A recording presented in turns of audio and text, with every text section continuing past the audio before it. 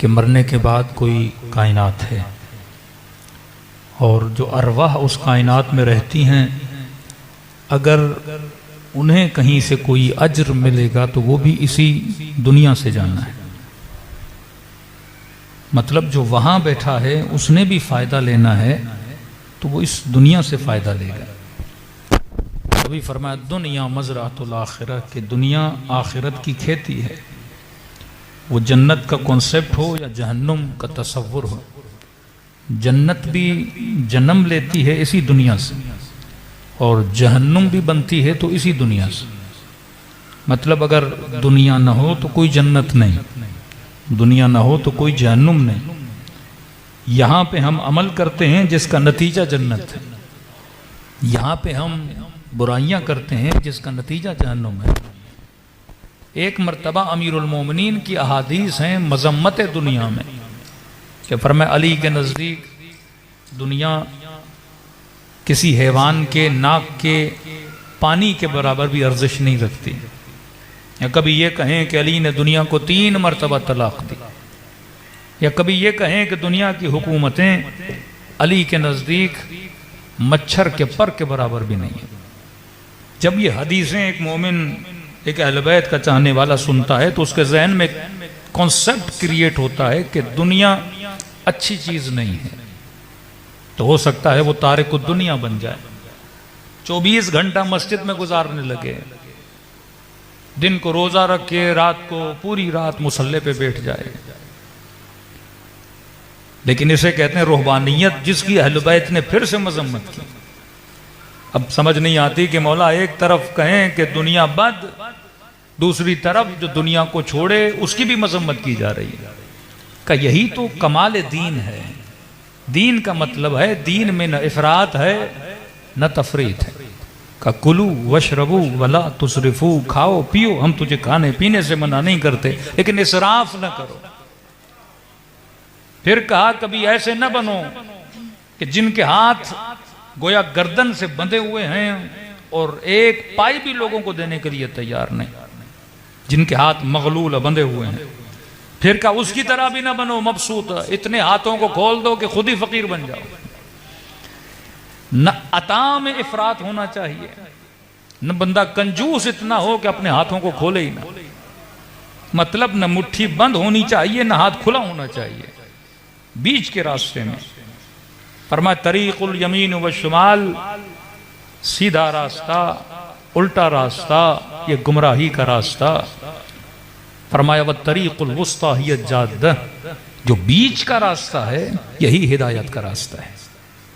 अब ये मियान रवि इंसान ने अपनी जिंदगी में पैदा करनी है। मतलब न इतना बंदा इबादत में गुम हो जाए कि दुनिया को भूल जाए, और न इतना इंसान दुनिया में गुम हो जाए कि अल्लाह को भूल जाए। अगर खुदा ने 24 घंटा हमसे इबादत करानी होती तो नमाज 17 रकत ना बोलता, फिर बोलता 50 रकत पढ़ो, 100 रकत पढ़ो, 200 रकत पढ़ो। लेकिन कर नहीं, अगर मैं अपनी इबादत करा रहा हूं तो बंदे खुदा मैंने तुझे जिस्म भी दिया है, और जिस्म दिया है तो मैं रब्बे आदिल हूं। इस जिस्म को खाने की जरूरत भी है, इस जिस्म को लिबास की जरूरत भी है। अगर रहना है तो तुम्हें घर की जरूरत भी है, अगर सफर करना है तो तुम्हें गाड़ी की जरूरत भी है। तो इस्लाम कतन मना नहीं करता कि घर ना बनाओ, गाड़ी ना बनाओ, लिबास ना बनाओ। बेहतरीन लिबास पहने तो अली का चाहने वाला, बेहतरीन घरों में रहे तो अली का चाहने वाला। हम तुझे लज्जत ये दुनिया से मना नहीं करते, लेकिन याद रखना दुनिया बराए दुनिया नहीं, दुनिया बराए आखिरत है। कि अद्दुनिया मज़रअतुल आखिरह।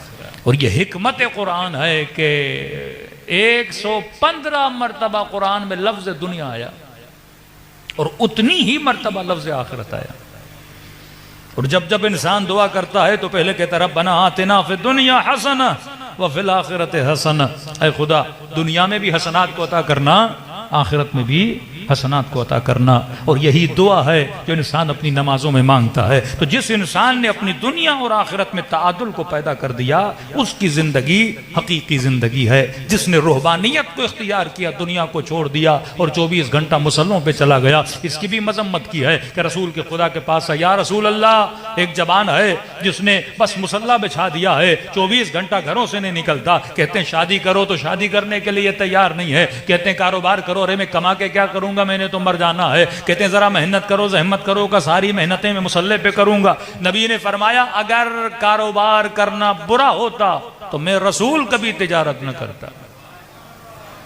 अगर शादी करना अदम तकवा होता तो मैं रसूल कभी शादी न करता। फरमाया हमने न ज़वाज से मना किया है न कारोबार से मना किया है। कि मैं रसूल हूँ, नमाज भी पढ़ता हूँ, जंगों में भी जाता हूँ, नमाज भी पढ़ता हूँ, कारोबार भी करता हूँ। यहाँ तक फरमाया अश-शैख़ु फ़ी अयालिह कन्नबी फ़ी उम्मतिह, जो बंदा अपने अहलो अयाल के लिए कमाने जाता है, फरमाया उसकी मिसाल ऐसे है जैसे नबी अपनी उम्मत में तबलीग के लिए बाहर जा रहा है। जो हलाल रोजी के लिए रोड पे रेड़ी लगा के खड़ा है, ये न समझे कि मैं कोई मामूली इंसान हूं, एक रेड़ी लगाई है। अल्लाह की निगाह में तुम बिल्कुल ऐसे हो जैसे नबी अपनी उम्मत में तबलीग के लिए बाहर निकला था। जिंदगी को सही राह पे गुजारना, सही सिमत में गुजारना। तो दीनदार बनना कमाल नहीं, ऐसा दीनदार बनना जो दीन की हिकमत को समझे। कुरान मजीद ने 2 अल्फाज इस्तेमाल किए, फरमाया कि वो लोग ऐ हबीब जो तुझ पे ईमान लाते हैं और जो तुझ से पहले नबियों पे नाजिल हुआ उस पर भी ईमान लाते हैं, और उसके बाद युमिनून बिल गैब, और गैब पर भी ईमान रखते हैं। कुरान मजीद में एक मरतबा लफ्ज़ है आमिनू, ईमान लाए, फिर दूसरा लफ्ज़ है युकिनून, मकाम यकीन पर आए। कहा ये फ़र्क ईमान और फ़र्क यकीन क्या है? एक मरतबा मैं इस्लाम में दाखिल हुआ पर इस्लाम मेरे अंदर दाखिल नहीं हुआ। कहा कि इस्लाम के अंदर आ गए, लेकिन फरमाया हबीब अभी तक इस्लाम इनके अंदर दाखिल नहीं हुआ। एक मरतबा मैंने अमीरुल मोमिनीन की विलायत को माना, तो मतलब मैं विलायत में दाखिल हुआ, लेकिन सवाल यह है कि विलायत भी मेरे कल्ब के अंदर दाखिल हुई कि नहीं। एक मरतबा मैं इमाम हुसैन के हरम के अंदर आ गया हूं, लेकिन सवाल यह है कि मौला हुसैन भी मेरे दिल के अंदर आए कि नहीं आए। तो फरमाया हबीब कह दो ये इस्लाम के अंदर आ गए हैं, यदखुलून फी दीनिल्लाहि अफ़वाजा, कि लोग दीन इस्लाम के अंदर दाखिल हो गए।